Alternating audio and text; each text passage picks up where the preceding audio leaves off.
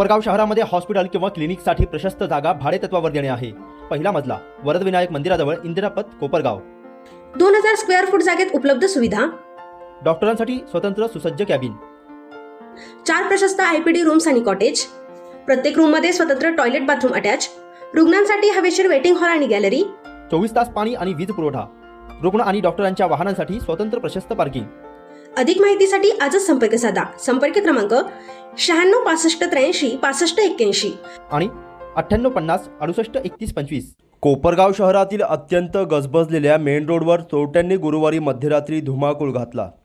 खंदक नाल्याजवळील मधुवाईन्स आणि जिओ मार्ट ही 2 दुकाने फोडून चोरट्यांनी रोख रकमेसह लाखोंचा ऐवज लंपास केला आहे।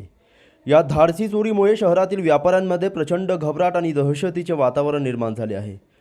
मधुवाईन्स या दुकानातील सीसीटीव्ही कॅमेऱ्यात एका चोरट्याच्या हालचाली कैद झाल्या असून त्याच्यासोबत इतरही साथीदार होते का याचा शोध पोलिसांनी घेण्याची गरज आहे। चोरट्यांनी अतिशय शिताफीने ही चोरी केली आहे। चोरी करताना कोणी पाहू नये म्हणून चोरट्याने शटरजवळ ड्रमला टेकून बोर्ड आडवा लावला आणि चोरी केली। गुरुवारी रात्री 1:30 वाजेच्या सुमारास चोरट्यांनी मधुकर साखरे यांच्या मधुवाईन्सवर डल्ला मारला।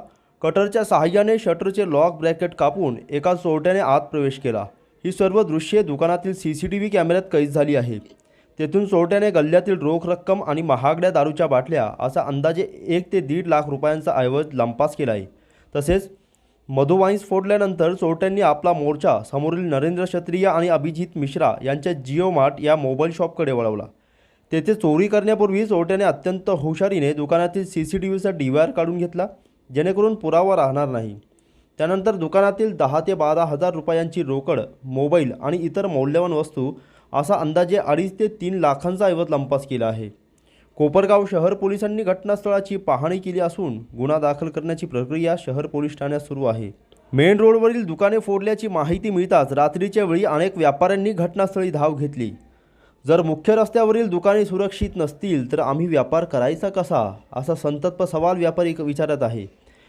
पोलिसांनी या प्रकरणाचा तातडीने तपास करून चोरट्यांना बेड्या ठोकाव्यात अशी मागणी स्थानिक व्यापाऱ्यांकडून केली जात आहे। कोपरगाव शहर पोलीस आता सीसीटीव्ही फुटेजच्या आधारे चोरट्यांचा माग काढत असून शहरातील रात्रीची गस्त वाढवण्याची गरज सध्या व्यक्त होत आहे। काय घटना घडली आज? काही नाही, पप्पा ना साधारणपणे टॉयलेटसाठी उठले असताना तर त्यांनी सहज कॅमेरे चेक केले मोबाईलवर चेक केल्यानंतर त्यांना असं आढळलं की बाहेरच्या कॅमेऱ्यात कोणते ड्रम ठेवला आहे, आडवा बोर्ड लावलेला आहे। तर पप्पांनी मला लगेच फोन केला। मी दुसऱ्या मिनिटात खाली आलो आणि खाली आल्यानंतर मी पाहिलं। मग आम्ही सगळं आवरलं, 15 मिनिटात इथं आलो तर बघितलं आमचं शटरचे ते तुटलेलं होतं, शटर तोडलेलं होतं। मग आम्ही शटरमधून आतमध्ये आलो तर सगळा माल इकडे तिकडे झालेला होता। कॅश वगैरे गायब आहे आणि 2-4 खंबे गेलेले आहे आणि बरंचसं ब्लॅक डॉगचे जे क्वार्टर होते ते पण गेलेले आहे। म्हणजे जो मागाचा जो मुद्देमाल आहे तो त्यांनी लंपास केलेला आहे। आणि काय झालं मग नंतर आम्ही जस्ट व्हिडिओ शूटिंग पाहत होतो, रेकॉर्डिंग पाहत होतो, ते आम्हाला असा आडवा बोर्ड लावलेला तो जिओचा बोर्ड दिसला। मग तो मी म्हटलं अरे समोरच्या दुकानाचा जिओचा बोर्ड आहे। मग आम्ही इथं बसल्या बसल्या आम्हाला असं वाटलं समोर असेल बघ तो बोर्ड। आम्ही तिथं जाऊन पाहिलं तर ते सुद्धा शटर तोडलेलं होतं आडवा लावून। मग आम्हाला असं कळालं की समोरचं दुकान सुद्धा फोडले। मग आम्ही त्या मालकाला फोन करून तातडीने बोलवलं। मग तिथलं पण ते सगळं बघितलं काय नाही तर त्यांचा जो DVR गायब आहे वगैरे सगळं काय घटना घडली। आणि आपल्या इथं जी घटना घडली साधारणपणे तर त्यांनी हे जे सेटअप बसवला साधारणपणे 1:31 बसवला हा सगळा सेटअप आणि तो दुकानात आला 2:10 आणि मोजून 3 मिनिटाच्या आत तो दुकानच्या बाहेर पडला। सगळं काही इथले कॅश घेऊन इथला आपला मुद्देमाल जो असेल, माझा एक मोबाईल होता ड्रॉवरमध्ये दुकानचा तो गेलेला आहे। त्याच्यानंतर 4-5 खंबे गेलेले आहे। बरंचसं सगळं घेऊन तो 3ऱ्या मिनिटाला दुकानच्या बाहेर निघून गेला आणि अशा प्रकारे त्यांनी ते सगळं घडवलंय। पोलिसांनी व्हिजिट केली, पोलिसांनी बघितलं सगळं तर ते म्हणे आता कंप्लेंट वगैरे देऊन होऊन जाईल समजा काय। आता 1 ते 3च्या दरम्यान ही घटना घडलेली आहे। आत बाहेरून डायरेक्ट शटरची पट्टीच कट केलेली आहे आणि आतमध्ये महत्वाचा विषय म्हणजे तुम्ही बघा DVRच गायब, DVRच चोरांनी चोरून नेलेला आहे।